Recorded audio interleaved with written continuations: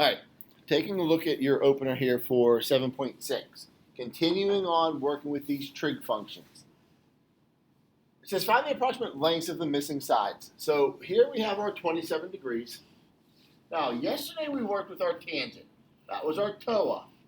It does your opposite and your adjacent.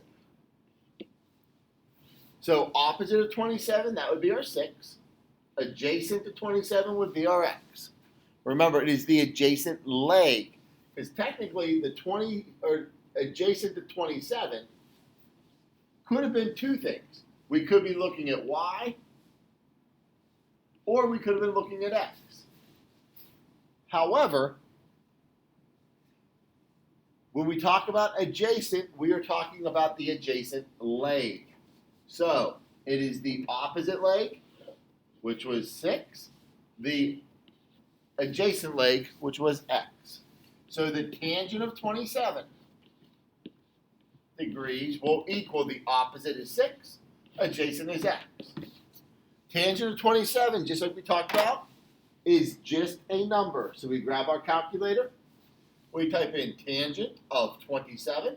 Well, first, I guess we better make sure we're still in degree mode, which we are. Remember that third thing down here needs to say degree mode. So this needs to be highlighted right here, that degree. So tangent of 27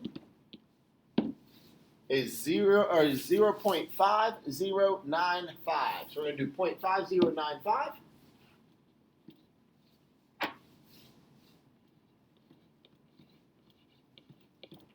Equals 6 over x. To make it nice and easy on ourselves, we're going to throw that over 1 and cross multiply. 1 times 6 is 6. 0.5095 times x is exactly that. So now we divide both sides by 0.5095.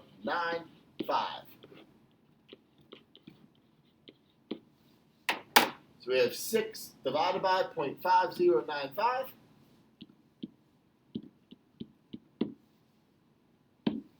We get 11.78. So x equals 11.78. From there, to find y, we now know two sides of our right triangle. So it is going to be y squared equals 6 squared plus 11.78 squared. So that's y squared equals 36 plus, figure out 11.78 squared.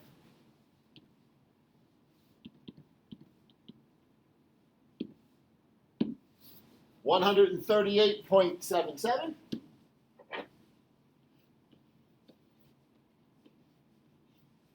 So we got to add 36 to that.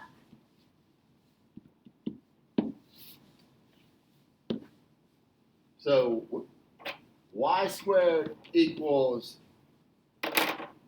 we had 174.77.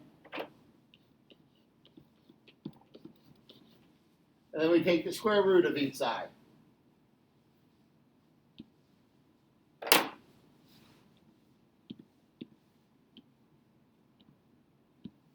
We get 13.22.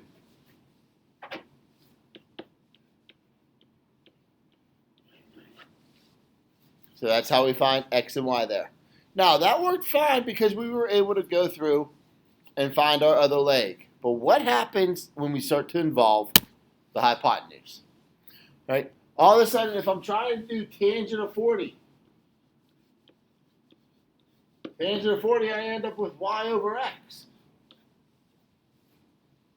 So I can't do it just using tangent. So we need to bring in things that represent or relate to our hypotenuse. And that's where our other two trig functions come in. We can work with sine, or we can work with cosine. Your sine, that is our SO from our SOHCAHTOA.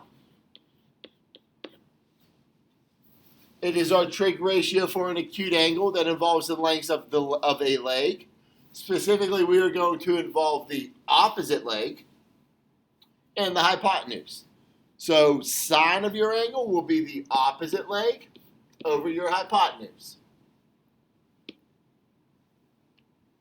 So if I'm looking at the sine of angle A, So here's my angle A. I'm going to do opposite, which would be CB, over the hypotenuse, which is CA. For cosine instead, that is our cot. So instead of doing the opposite leg, the A stands for adjacent. So we're going to do the adjacent leg over the hypotenuse.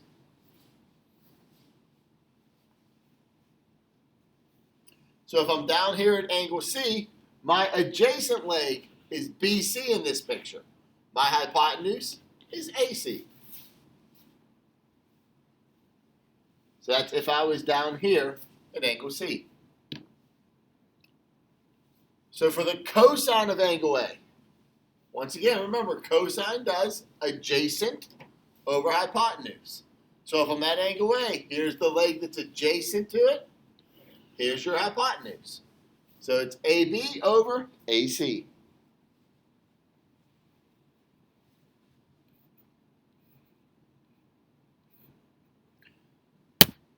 If you remember from when we did tangent, the first type of question just wants you to create your ratio. For the sine of angle U then, I come up to angle U. Sine, that is our SO. So that is opposite over hypotenuse. So if I'm doing the sine of angle U, I'm looking at the opposite, which is 16, over the hypotenuse, which is 34. Reduce your fraction. We get 8 over 17. And then they also want it as a decimal. Remember, they want that decimal to 4 decimal places here, if necessary. So 8 divided by 17, we have 0.4706.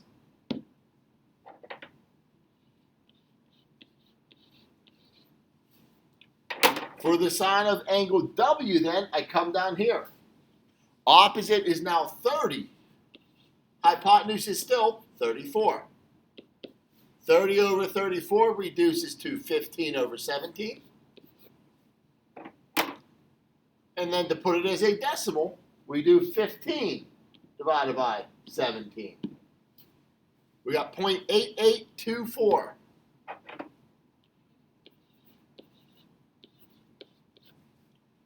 Right, so there we're just coming up with that ratio here. Same thing in the second one, except now we're doing our cosine. So it is our cot. So it is the adjacent leg over the hypotenuse.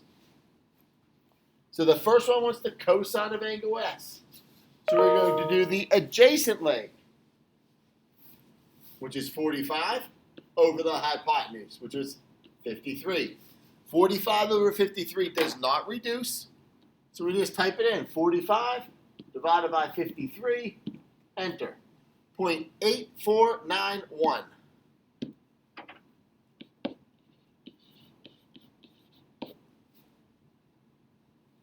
For the cosine of angle R, then we come down to angle R. Still want adjacent over the hypotenuse. Now if I'm at angle R, my adjacent leg is now 28. My hypotenuse is still 53. Likewise, this does not reduce. So we just want it as a decimal. 28 divided by 53. We get 0.5283.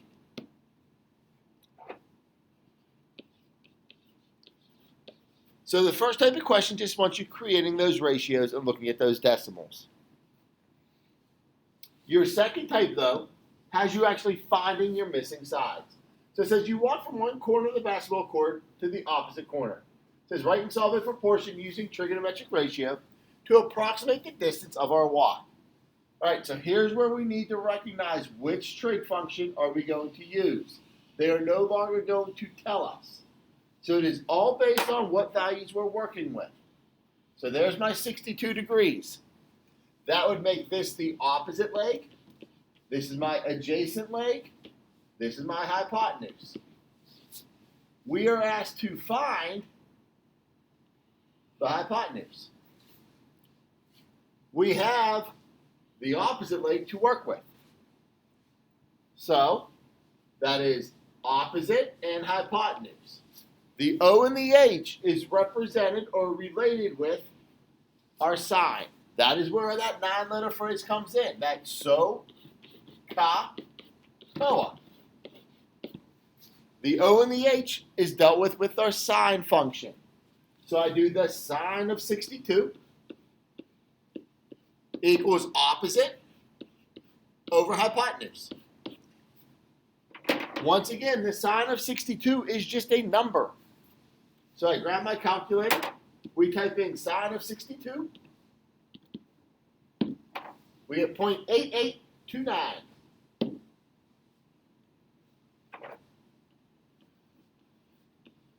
We put it over 1 equals 94 over x, and we cross multiply. 1 times 94 is 94.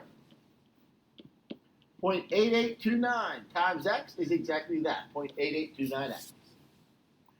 So then we divide both sides by 0.8829. So 94 divided by 0.8829. We get 106.47.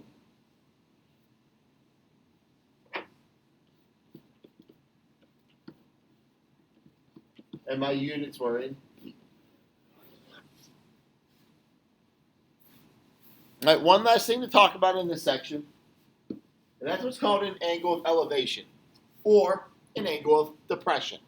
And basically what this means, it's what your line of sight would make. So if I'm standing somewhere and I'm looking out, so here I am standing here, okay? An angle of elevation means I'm going to look up at an object.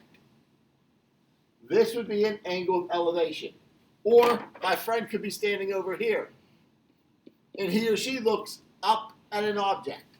This would be an angle of elevation. So it is based on a horizontal line.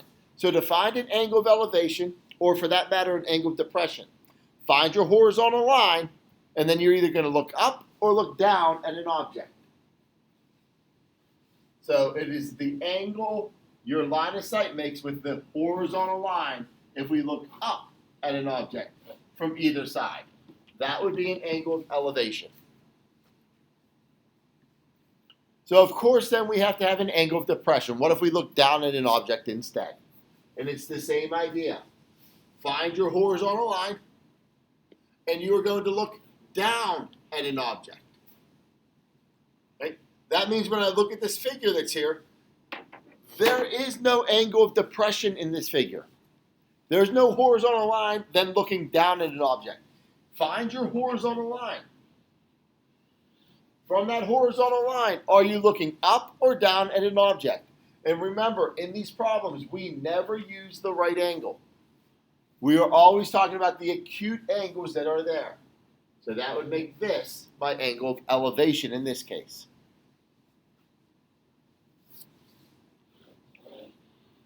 Right? Here, find your horizontal line. Don't do the right angle. Here would be your angle of, in this case, we're going down then. So this would be an angle of depression.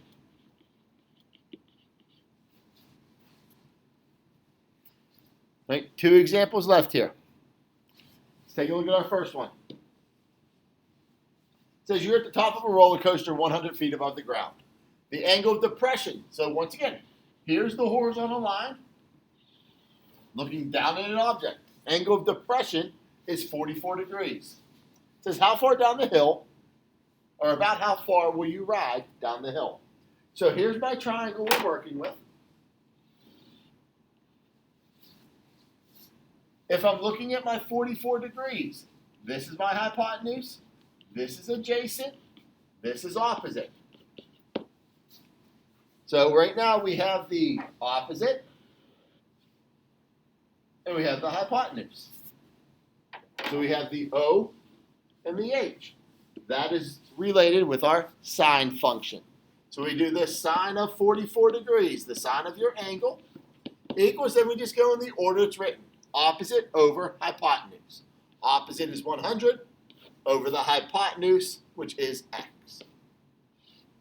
Sine of 44, it is just a number. We just need the calculator to figure it out. 0.6947.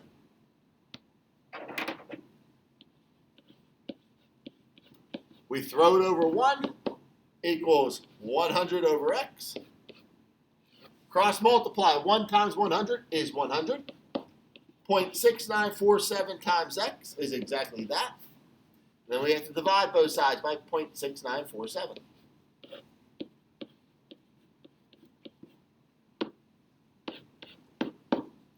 So we grab our calculator. 100 divided by 0.6947. We get 143.95 feet.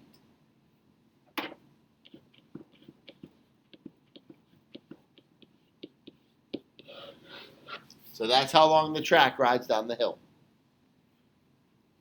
All right, let's take a look at our last problem then. In our last one, it says a railroad crossing arm that is 20 feet long is stuck with an angle of elevation. Notice you have your horizontal line looking up at the object. So there's our 35-degree angle of elevation. They want us to find x and y.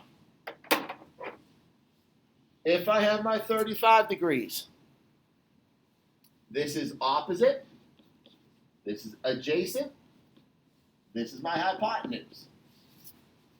So, ka, toa. We need to figure out which trig functions we're going to use. Well, the only value we can use is the hypotenuse. So we have our h. Then it depends. Do you want to find x first or do you want to find y first? If I want to find x first, that's my opposite. So that's sine of 35 degrees equals opposite over hypotenuse, x over 20. Or did you want to find y first? That's our adjacent side. So I have adjacent and hypotenuse. That would be our cosine. So I can do cosine of 35 equals adjacent is y over the hypotenuse is 20. So there's two different ways I could start this problem. It's up to you which way you'd want to do it.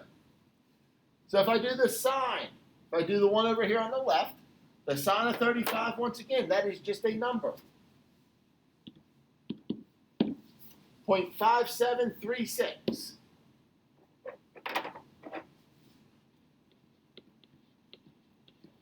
Throw it over 1 equals x over 20. And cross multiply. 1 times x is x. 0.5736 times 20 is 11.47. So x equals 11.47 feet. Now that I know that, if you wanted to do Pythagorean theorem here, you could do that. Right? If I want to use tangent, I could do that. But I already have the one for cosine written here, so we'll do cosine. I do the cosine of 35 degrees. So that's just a number. I need my calculator, cosine 35, enter 0.8192.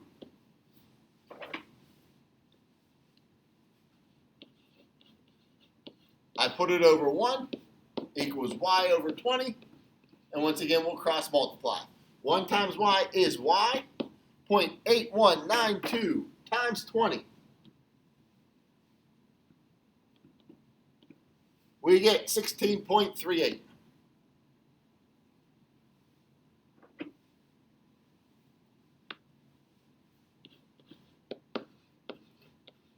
So 16.38 feet. Right, so just identifying what are you using, sine, cosine, and tangent is all based on what two sides are you relating. That is why you need to know this little 9-letter phrase, SOHCAHTOA. It's going to tell you what sides you should use and what trig function you should use. All right. Now, we're not going to worry about your chapter test yet, so don't worry about that. Your homework here is page 477, numbers 3 to 27, the odds only. Please let me know if you have any questions.